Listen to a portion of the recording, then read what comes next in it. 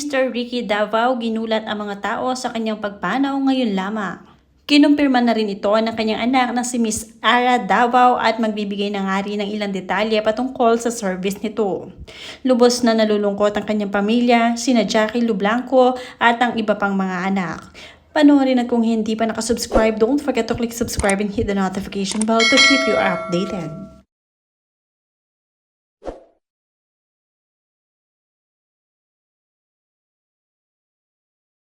Isinare na nga ni Ara Davao ang pagpanaw ng kanyang ama. Sabi niya, "It is with great sadness that we announce the passing of our beloved father, Ricky Davao. He passed away peacefully, surrounded by his children and loved ones, after bravely facing complications related to cancer. For more than 4 decades, he dedicated his life to the craft of acting and directing. His remarkable body of work and award-winning performances have left a lasting legacy that will continue to inspire. Most of all, he was a loving father, brother, son, and friend. We are deeply grateful for your prayers, love, and kind messages during this difficult time. Details about his memorial service will be shared soon." Bago nga pumanaw ang veteran actor at direktor na si Mr. Ricky Davao ay nakapamasyal pa nga siya sa mga famous attractions sa Japan kung saan i-video pa nga niya ang kanyang sarili at ang surroundings.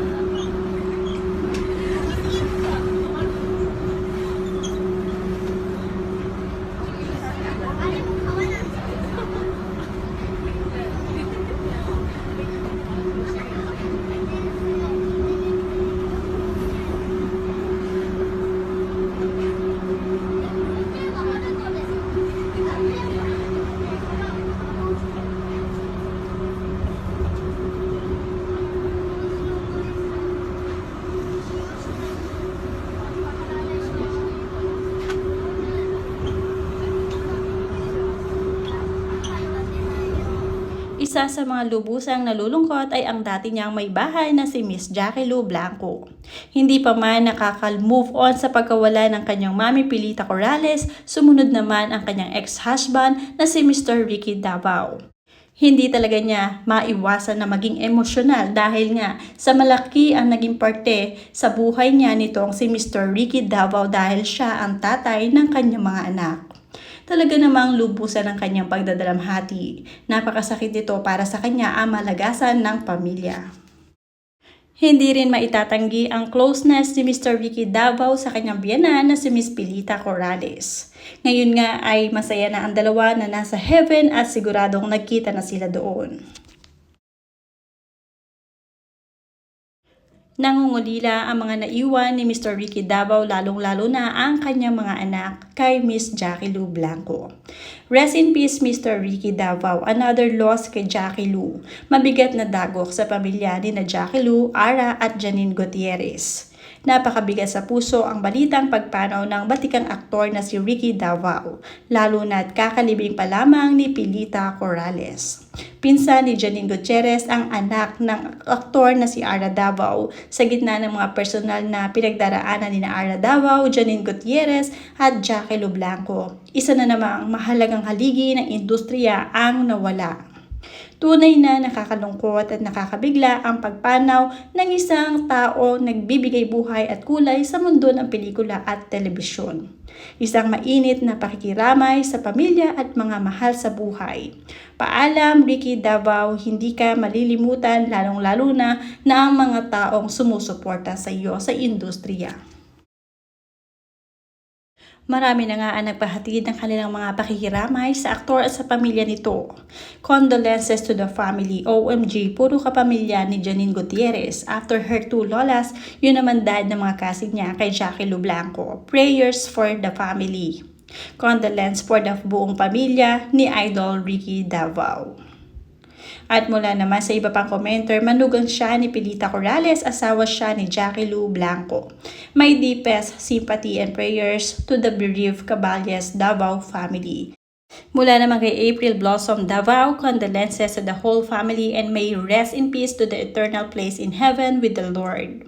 Mula naman kay Mercy Luminarias, condolences to the whole family and friends. Mula naman kay Marieta Portigo, may his eternal soul rest in peace. Condolence to the bereaved family of Mr. Ricky Davao. Tunay nga na marami nga nagmamahal kay Ricky Davao, lalo-lalo na kapag naaalala ang mga nagawa at naambag niya sa industriya ng showbiz. Talaga namang napakalaki ng ambag ni Mr. Ricky Davao dahil isa sa pinakamagaling na aktor. Malapit si Mr. Ricky Davao sa kanyang mga anak, lalong-lalo na sa anak ni Miss Jackie Lou Blanco. Kahit nahiwalay siya sa kanyang misis, ay talagang napalapit siya sa mga anak nito at naging mabuting tatay siya. Kaya naman lubusan ang pagdadalamhati at ng mga naiwan niya mga anak. Hanggang ngayon nga ay patuloy pa rin ang pagdagsa ng condolences mula sa kanyang mga fans at hindi makapaniwala sa agaran niyang pagpanaw.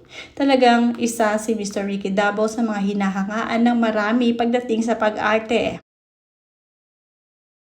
Nagpaalam din sa kanya si Rita Avila kung saan siya ang dating leading lady nito si Mr. Ricky Davao noong araw. Sabi nga ni Miss Rita Avila, "My leading man in my first movie from Seiko Films, the sisters were just Tony Alarcon and Ricky Davao.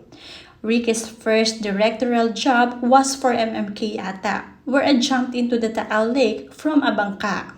That was with Jay Manalo, and if I remember it right, also with Vivian Foss and the late Ronaldo Valdez. The last time I saw him was at Jennifer Sevilla's birthday party. Wala nang mahilig kumanta, magkwento at magpatawa. Rest in peace, Ricky. Condolences to the family."